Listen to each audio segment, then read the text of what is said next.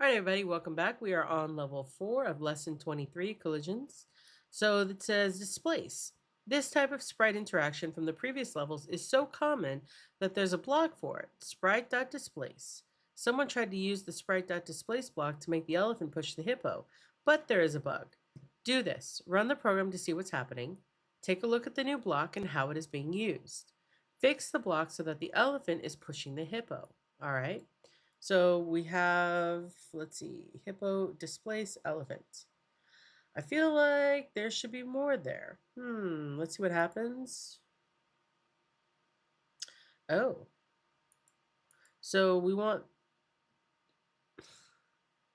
okay, we want the elephant to be pushing the hippo rather than the hippo to be pushing the elephant.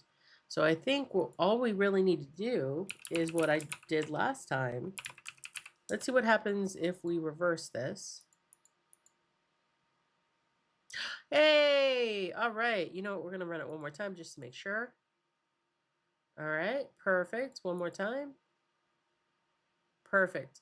All right, that's all we had to do was just flip elephant, hippo, done, done, done, done, done. I will see you guys on level 5. Here we go.